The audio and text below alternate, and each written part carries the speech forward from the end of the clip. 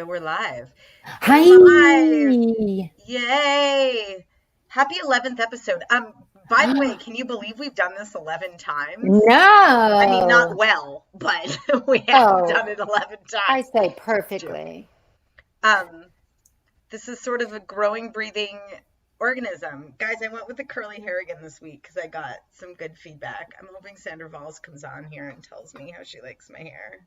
She's my husband, and really, I do everything for her personal Hair's validation. been. We have this ongoing joke that she's my husband, like, because, we're besties and we're like, when we're 60 and we're not married, like, let's just marry each other for financial Ooh, purposes. what about me? Where am I in this? Can we? You want to be on my list? Like, if we're 50 and we're still, like, not, Yeah, let's get in a let's just, throuple. yeah, let's just get in a throuple and, like, just get married and let's just do Yeah, it. I say 65. 65, retirement? That's what we'll do. We'll just marry each other when we're about to retire. Yeah. I Done. feel because we're like, it'd be different if we were straight, but the fact that we're lesbians, our span lasts a lot longer. I think that's accurate. Yeah, Yeah, I think we're good. it's pretty I'm awesome. really sorry I'm yawning. I have no good reason to be yawning. I'm well rested. You are nice, or I'm sorry. We are sorry. Dude, sleeping is my favorite thing in the entire Me world. I'm not even gonna too. lie. Like, I have no shame in my game. Do you Me remember when we were too. kids? Like, eating and sleeping were the two things that tortured us. And now Yeah. they're my favorite thing on the planet. Same. I was such a picky eater. My parents were worried about me. Everybody was worried about me.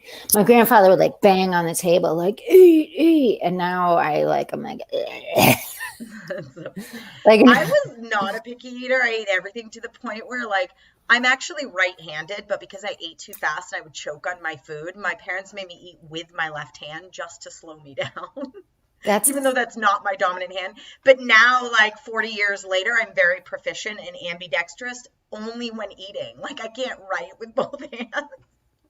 I want you to open with that in a stand-up set. Like, I ate too fast as a kid, and Yeah. it makes me And laugh. now I'm just eating ambidextrous. And now I eat ambidextrous. Yeah, Like, I like that. honestly, if I'm at a restaurant, remember when people used to go to restaurants?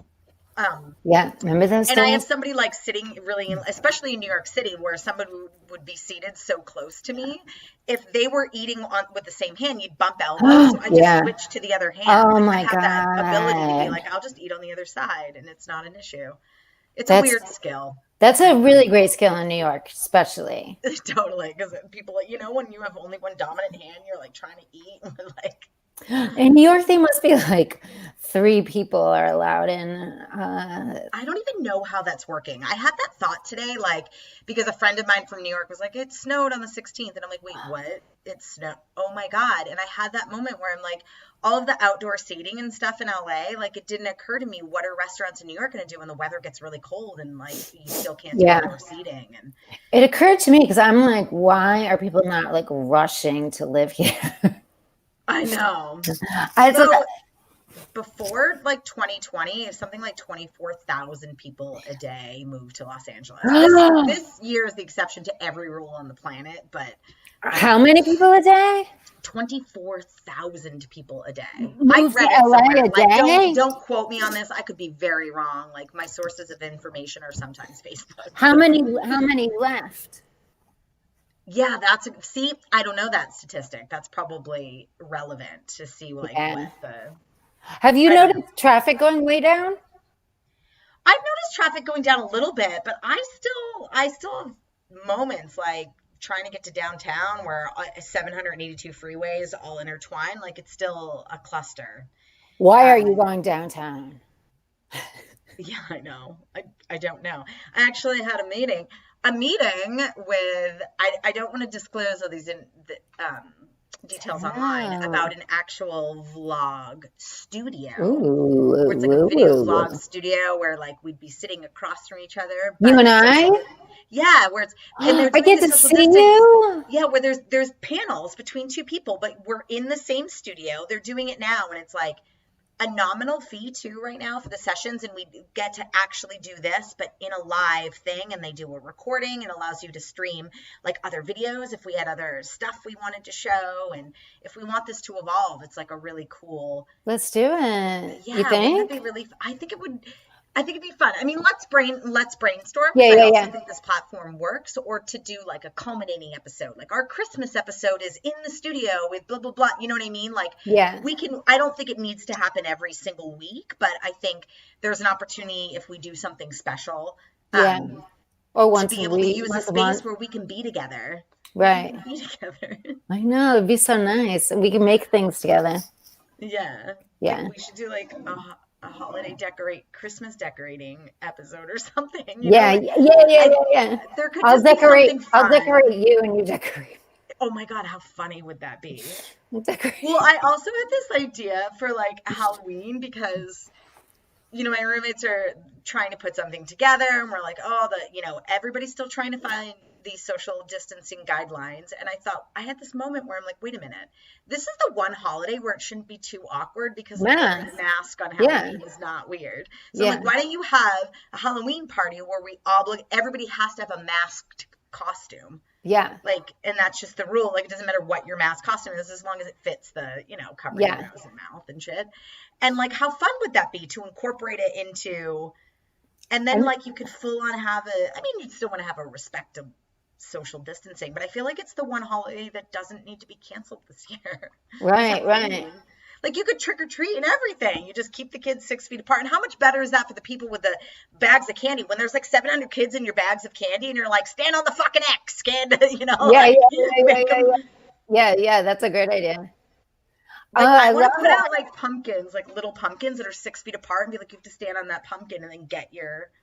How cute! Think outside the box. Ooh.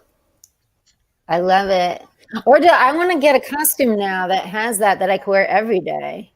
I'm loving wearing the mask outside because, I'm like, oh, I forgot to wear sunblock. I'm like, oh, it doesn't really matter because I have that on, and then glasses. So it's so there's only this quadrant of your. Yeah. Somebody the other day told me that I looked pretty, and it was really sort of funny because I was walking in Griffith Park and I had a baseball hat, sunglasses, and a face mask on, and I was like, I think they were joking. Like there was no part of my face that was detectable. So to say that I was pretty. That's so cute. I thought it was funny. I mean, it could have been. I had a jogging outfit on. I'm like, so it was your bag. You can see that I have a jogging outfit on. It was your bag. Yeah.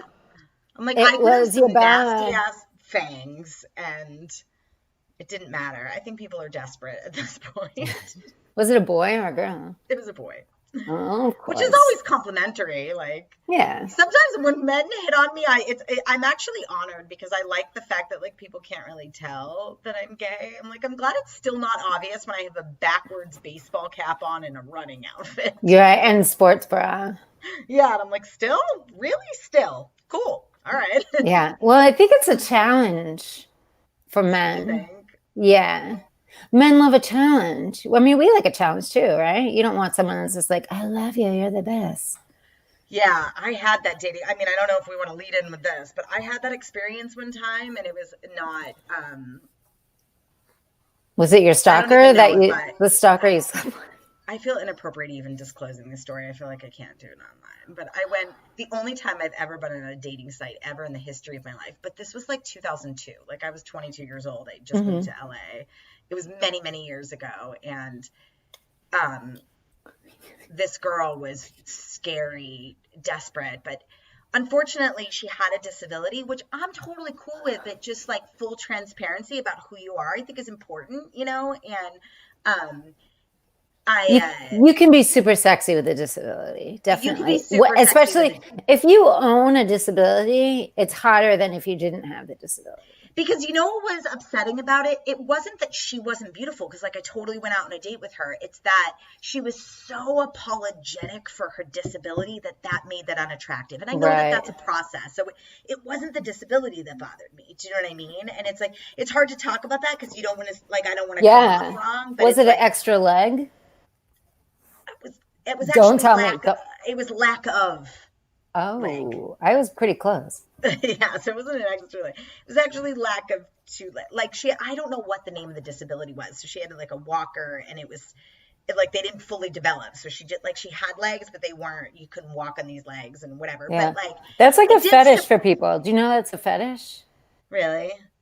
It just surprised me, and I just didn't know how to have a conversation around it, and like it was just a dialogue I didn't know how to have, and like my own personal evolution around the issue. But what was scary is like she was so desperate and like crying. Like we went out on this date, and like she couldn't believe that I'd gone on this date with her, that she was like crying and talking about our destiny, and like literally like 20 minutes into our date that she loved me, and like almost frightening, like I don't know how the hell I'm gonna get out of this, kind of scary, but like That's am I a terrifying. horrible person? And so then Yeah. I went through that whole existential crisis of Renee, like I love you everybody is so much. beautiful. Like I'm trying to honor like who she was, but also felt like I sort of had been misled, and then I'm like, I don't want to be horrible. And then I had these moments where she was like, I'll drive, and I'm like, okay. And like then I'm like, okay, like what do I say to that? Like you don't have like, like it just, and I tried to not be taken off guard, but I'm like, how the fuck are you gonna drive? Did she You drive? know? She did. She had a special car where you could Oh, control by the wow, steering cool. wheel, so you didn't I actually love need I gas love pedal. if she all of a sudden popped up behind you. You're like, she's still here. I know. And so it was like honestly, I wrote a whole like thing about this for a long time through my sponsor, not as a published novel by any, but like I struggled with this story for a really long time because I felt like I was a horrible I human that bet. couldn't handle the date. But then also the intensity of her and having to like block her from my life, like she got frightening, like inappropriately frightening, with because I think I was probably the first person who had ever gone out with her, and it just, I truly hope 20 years later that she feels amazing and has an incredible partner, and like, because I also that moment where I'm like not understanding sometimes why things unfold the way they do, like why, you know, we are all perfect in the eyes of God, but like think about how much of a challenge, like she'd come from a horrible upbringing, like had this disability, Oh, was queer, was a woman of color, was it, and I'm just like, that's a lot to give to one person in one lifetime. And like there are times where I'm just like, it was God, you gave me a lot, dude, you didn't, you know. And then other times like I get self-reflective and I'm just like, I have nothing to complain about, and what is unique about the human experience, like why are we given these different challenges, and yeah, just makes you ask that question, you know. definitely, definitely. It's very humbling. Totally. I But think I'm like, humility is the sexiest quality someone can have. I think so too, because a lot of times that like false bravado or pride is not, it's not sexy, and it also to me screams like you have no self-esteem. Like I'm evolved enough, like I'm not an enlightened master, but I'm evolved enough to know what that means as a hiding place. So like when I recognize that, it just makes me sad for that person, as Right, opposed to being like right. welcoming them into my life. Same, But same. And I'm really appreciative of having that level of understanding because it's a lifesaver. totally. Because we're not, I'm Not that not, I don't struggle with my own personal self-esteem and needing validation, but I'm like able to check on it right, frequently, or you know, right. like when I see that I'm kind of asking this person, I'm digging for compliments, or I'm like, what's that about? And like I know I'm able to check in enough to be like, that's not, you know who you are, Yeah, Renee. Like you don't need them to. yeah. But I'm human, and I have those moments where I'm like, my mother never told me I was pretty, you know, like. What am You're I gonna gorgeous. do? Thank you. My You are mother, too, Jackie oh, Monahan. I was waiting. My mother never told me I was pretty either, but I would hear her telling other people. Yeah, Like it because she took it as her own thing, you know? Like she wanted the accolades for herself, kind of. totally. And my mother like was sort of an I asshole forgot about we it. have these on Facebook. Yeah, we do have this on Facebook when we share. Well, my mother's not on social media because she thinks she's being monitored by the government. Like she's literally not. Like she won't. My mother has a whole. Not that I want to go off on a whole thing about my mom, but she doesn't really believe in the using technology at all, which doesn't help when everything is moved to virtual platforms. It helps you right now that you can. Yeah, it does sort of help. Talk about distancing. My mother right now is like, I always tell Jacqueline she's beautiful. Although apparently she has some type of remote job where she is having to use a computer, but I think she only uses computers that are like allocated to her. And oh, okay. Well, whatever. We all have our shit, but we love our moms. That's all that matters. True story. And like, people have asked me, because I have a tumultuous relationship with my mother, like, do you ever wish that you would have a different mother? And I'm like, no, like, I honestly, as much as I complain sometimes, I never think I had a different experience. Like, I definitely am who I am. I have a very nomadic spirit because I didn't grow up, like, in high school. I went to the foster care system. So, like, I lived in 8 different homes and I went to 4 different high schools. And, like, that nomadic spirit, because I was my mother's daughter, allowed me to be courageous as a comic. Like, when I first started going on tour and doing colleges, I knew a lot of other comics that had a lot of fear. They're like, I don't know, I don't want to randomly be in Delaware tomorrow and then Fresno the next day. And like that, they couldn't embark on that journey, even though like the universe was giving them an opportunity. And me, I was like, fuck it, I never knew where I was going to be the next day in high school. Like, well, let's do this. Like, yeah. I had no trepidation around this like exploration of touring and like, yeah. And it made me feel like, oh, that was the universe aligning me for this kind of career where I could be on the road for 8 months and be completely happy, joyous, and free. Not that I don't have a connection to home. Like, I do get to the point where I'm like, I want my bed. I want my bed. I love my bed. But same, like I wouldn't trade my mom for anything in the world because I'm supposed to have that experience. I wouldn't be who I am without it. Yeah. And I like who I am. Well, we and I have done a lot of work to really love who we are. Yeah, I didn't always like who I was. In a humble way. Yeah, there were definitely really intense windows in my life where I was not my best friend. Girl, quick technical question. How do we respond to comments on this feed? People, we want to respond to you, but it looks like between YouTube and Facebook, we're not getting a feed on StreamYard. So how do we like talk to humans? Guys, somebody talk to us just so that we can try to. I know. Experimentally, we need. Should I text somebody to talk to us? Yeah. Somebody. I'm trying to like mute my actual volume on my phone. I just did it finally.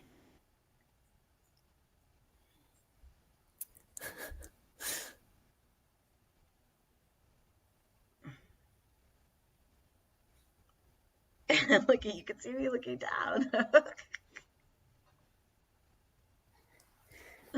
We'll see if that works. I just text somebody to ask them to. Oh, look, now it popped up because I said, hi, Becca.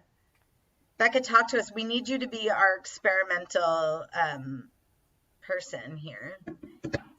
So we want to see if we can use this platform to. Hi, Becca. Wow. That's my commenter. What's happening? What are you? All right, so let's, while we're figuring this out, let's talk about, want to talk about let's talk about the election. Like, what are you going to do? Do you have plans?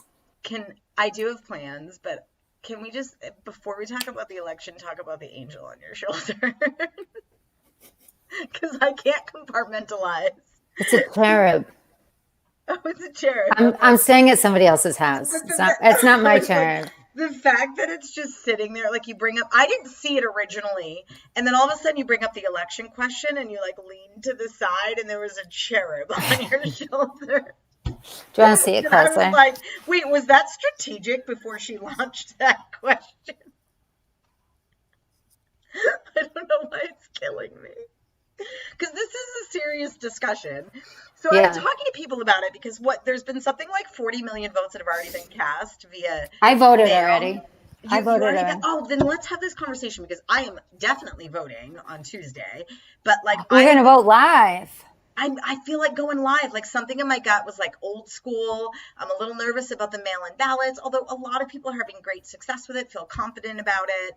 And I think it's going to, because of the social distancing thing, like I'm not anti it, but there's something like in my own personal experience, I'm like, I have my ballot. I've been sitting on my ballot. I've been going through my ballot, but I'm like, I know you could spit from my apartment to where I can vote on Tuesday. Oh, that's I'm like, cool. I feel like I just gotta, Yeah. I'm too scared to not do it that way. Yeah. And maybe I shouldn't. I love voting by mail.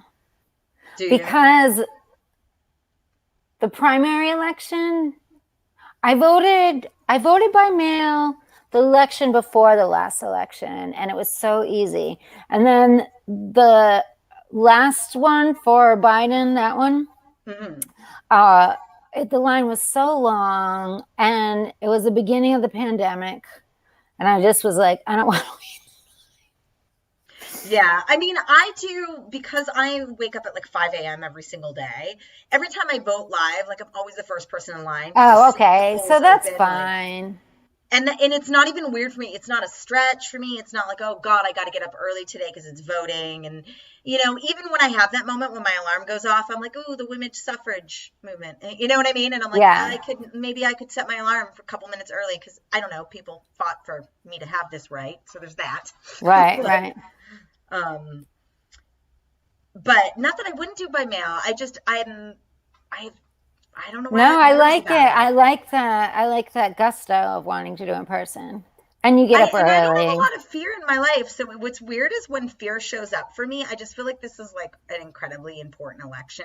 And I'm so scared for my vote to not count that I was like, I'm going to make sure I literally witness my vote count. Like I need that to be a thing. Right. Ooh, I like that. This is me witnessing my vote. Yeah. Did you study all the candidates? I'm still educating myself, but because the other thing I try to do is educate myself about the whole ballot and then like what's going on in my community. And, you know, especially with, this whole, like when I went through that unemployment stretch and I had to contact my assemblyman directly because like I couldn't get unemployment wasn't calling me back. And like now I'm not unemployed and I've returned to part-time work. But for the beginning of the year, I didn't have it and I never received $1 for it. And couldn't get a human on the phone. And this whole thing where you just feel like a number and you can't get out of this. And somebody told me, well, you got to call your assembly person. Like that's what they're there for, is like they'll be able to get you an actual human on the phone and whatever. And like, I found out who my assembly person was in my district, and like they actually their office placed a phone call. I got a call back from unemployment, and it was like, and for the first time in my life, I realized that I've got to start paying attention to those roles too. Wow, that's beautiful. You know? And I was like, wow, my assemblyman is awesome for my district. And like, I don't think I've ever, like, I just kind of click off random people on the ballot. Same. I have to be honest. Same. And so because I had that, and it's sort of sad, I feel like embarrassed to say that I had to have a direct experience with utilizing my assembly person to know like how important their role is. And I didn't really know what their role was until somebody is like, did you call your assembly person about unemployment? I'm like, wait, I can't believe that's even a thing. That's why they're there? Oh, that's the thing. You know, and I was like, yeah, I love that. 40, pay attention. I love that. Yeah, I had my friend's like a writer for Huffington Post and super political. Like she's helped people run. So I had her really help me with everybody I should vote for. Yeah, I feel like maybe you should send me your ballot. What's the answer? I'll send it all to you. I'll send it all to you. That's what I want to do. I'll send it to you. I did lean over and say that at a voting booth many years ago, and it was totally a joke, and I almost got kicked out. I just leaned over and was like, what's the answer to number 5? Yeah, because we want to know the right thing to do. And I was like, it was a joke. I'm sorry. And they're like, this is serious, ma'am. And I'm like, I'm sorry. I'm 20 and voting for the first time, and I forgot that this is me actually determining who governs my country. My bad. I remember who was I voting for? I don't remember, but I was still registered in Philadelphia. I lived there for 3 years, and I had moved to New York City. And I went from New York City to Philadelphia to vote because it was I think it was against Bush. Got it. And I think Bush still won. But your vote was almost probably more important in Philly, right? Definitely. That's why we didn't change it. Yeah. Because we wanted it to, because it was 2 of us, but then we changed it. And I voted for Obama in New York. Yeah. Got it. I had come from New York City to California, and then before that, it was like I'd lived in Jersey and then Massachusetts. So I kind of felt like my vote, I didn't really have to hustle to get anywhere because every state that I was from was a very blue state, which I'm grateful for. Yeah. But I do know friends that are like from Mississippi, and I have a friend here in LA that's from Alabama, and they're like, no, we're voting from our state. And I'm like, God bless you. Please, not that we don't need your vote in California, but like, please vote in Alabama, please. Right, absolutely. Police. Where did you live in New Jersey? Jersey City. Oh, fun. I was barely in Jersey, but yeah, my ex is from Jersey, so. I hosted a Jersey City Pride one year. Oh, did you? I think I did an event at Jersey City Pride one year. It was really fun. Pride, but yeah. Jersey City is a magical place. I have to say, you know, like everything happens for a reason in our lives, and I love that city. That city is diverse and magical, and it's so close to New York City. Like, I literally was like a 10-minute PATH train ride to New York City. Yeah. And then when I moved to Brooklyn, it like took me an hour and a half to get to Manhattan. Right. And I'm like, Brooklyn is not closer than Jersey City. It was just on the other side of the Hudson, you know, and like, because the East Coast is so close, like when you're in a different state, you don't realize like you're still so much closer than Jersey City was amazing. I used to do a show in Hoboken that I loved so much. It was Danny Aiello's show. I feel like was it at begins with M, the name of the bar. I'm trying to think. It was Tudo Fruto or something. It was an Italian restaurant, and upstairs was Danny's upstairs. I feel like I've performed there because I've done shows in Hoboken too. And my old Starbucks that I managed was in Hoboken. But I love Danny Aiello because my dad, who was never saw me do stand up and just wasn't around. And I did a paper about Do the Right Thing in college. Mm-hmm. So seeing Danny Aiello was just like heaven. And then I got off stage. He's like, kid, you got it, kid. And he would always have me come back. Oh, and he always was especially sweet to me. Yeah. You do have it, kid. You do too. Thanks. That's really funny that you said that because it reminds me of the story that I literally just retold yesterday about when I first got into LA. So I was talking to like one of my young roommates, and there's that almost lack of patience. I mean, there's that, she's got this beautiful fire and she's incredibly gifted, but that like willingness to put in the time for it to unfold is not so much there, you know? Wow. And, not that you can't have immediate results, but one of my favorite quotes is infinite patience produces immediate results. And that really has been my experience. Right? I live by it because as long as you don't have a timeline, you don't have to wait that long. It's interesting how that happens. Yeah. And, but yeah, so she just very much has a timeline right now. And so there's like, I'm trying to impart this wisdom in a way that but then I try to be careful about imparting wisdom because what I've learned about wisdom is that people cannot receive it unless there is an ask. Even if it's a vibrational ask. I'm not saying if they ask you directly for advice, but you can tell when someone's a seeker of something versus like, I've already decided this is the way and they're not open to a suggestion.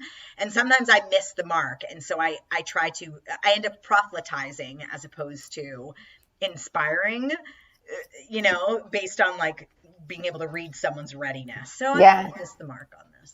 Oh no, but I love how you just worded that because it's like the story of my life. And that's why I love having sponsees because they want to hear it. Because they're ready, they're asking, Yeah, it's our job, you know? Totally. But then also to get them to be patient. And like, that's the thing about advice. It's like, what I was trying to say to her is that it sounds negative to be like, this could take 20 years, but it's actually not, because then when you don't meet those timelines, you're not discouraged and like you can goal set and like, but I had this experience when I first got to Los Angeles. I did an interview at like ICM in the comedy department, but the reason I even flaunt that agency is I was not ready for this experience. But this guy that I had done like keg stands with in college, he worked in the mailroom and I guess an agent, this was like 2002. And I don't really know the whole backstory, but it was something to the effect of the agent had a family situation, had to step down. And so all of a sudden this guy became like agent at like 21 years old in the comedy department. And because he was like my bestie, like definitely trying to get in my pants, I'm not going to give you his name, you know, in college. And so he offered me an interview. Like, it definitely, my in had nothing to do with my ability. Let's be fully transparent. And I had done like 2 open mics and nothing, but here I am, 22, like, I know somebody who works at this big agency. I'm just going to sneak right in and be Wanda Sykes next week. Like, that was my plan, Right. you know?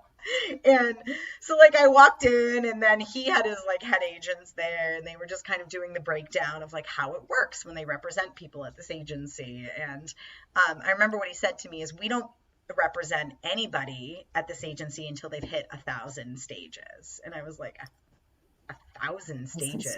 There's like 365 days in a year. If I performed every single night, and they're like, and we don't mean open mics, we mean 1,000 stages.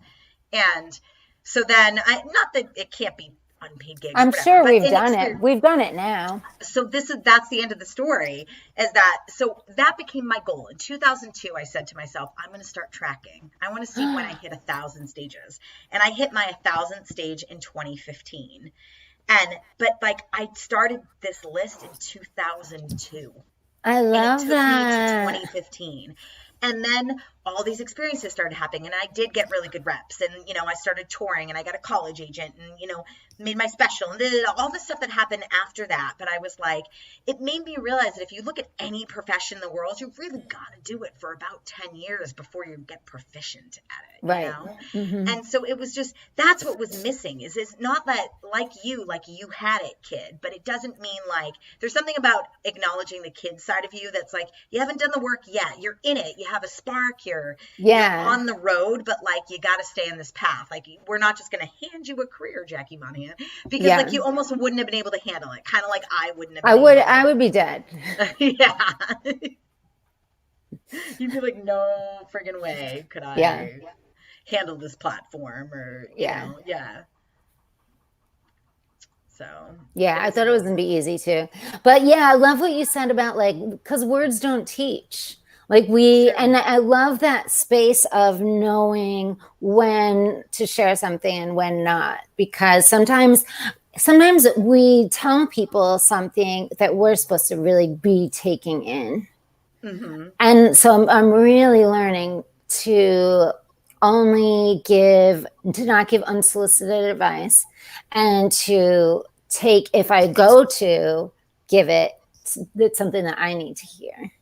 Totally. And then I think, you know, Sarah Taylor, do you know Sarah Taylor? Yeah, you do. Yeah, she's great. She taught me something so valuable too when I started taking her meditation classes, that we have to protect our own energy too. So if we start to offer this advice, even if we have a deep knowing about the information we're giving, it's like, we have to protect how much energy we give out, almost like a gas tank too. So if we're giving out all this energy to somebody who's unable to receive it, it will drain us of our own resources to be able to like show up in other ways. So I try to be cautious about like imparting any kind of wisdom onto somebody who doesn't want it, whether or not I need to hear it, or whether or not I've had it's like, I've realized the more powerful thing for me to do with my energy is to hold the space for somebody, as opposed to like, but not that I don't get it wrong, because my sponsor also says to me, the most famous thing my sponsor has ever said to me is, Renee, you have to stop missing opportunities to keep your mouth shut.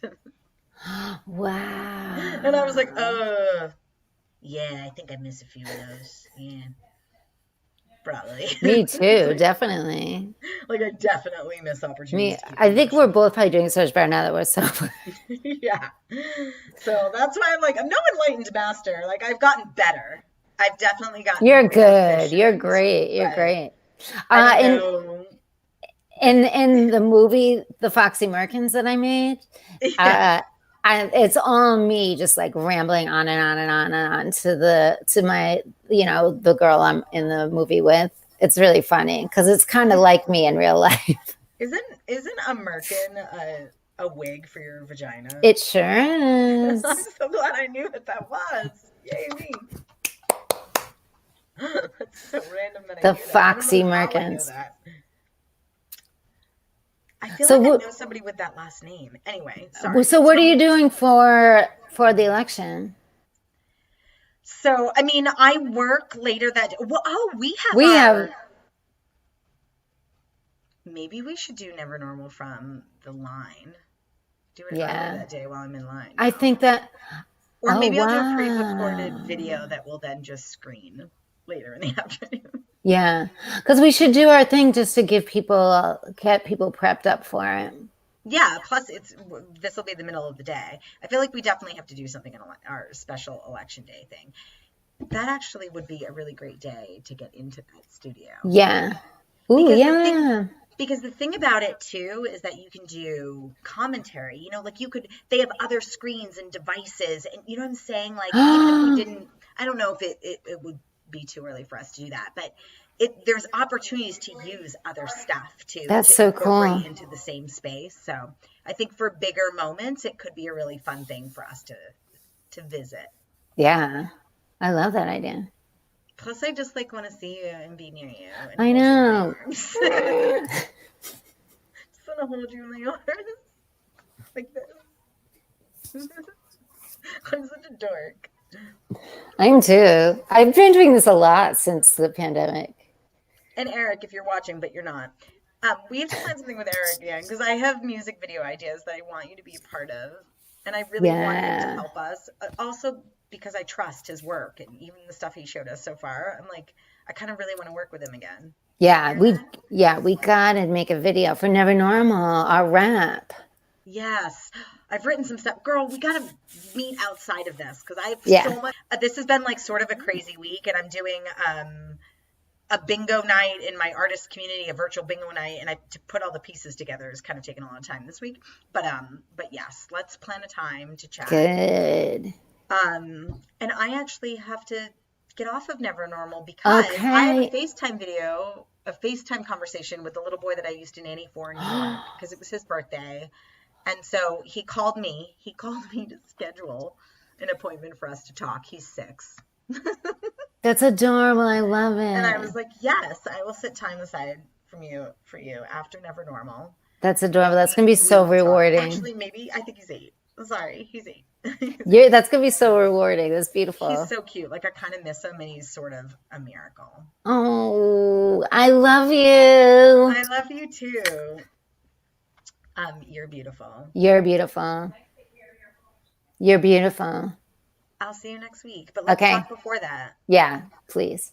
Bye. Poet. We're Thanks poets. for joining us, Pete. Thanks for joining us, everybody. We'll figure out how to see your comments. Later. Or comment after. Even Yeah. after this is not live. Yeah, Just yeah, say yeah, something yeah, really yeah. awesome and then we'll figure it out. Yeah. High five. Done. High five.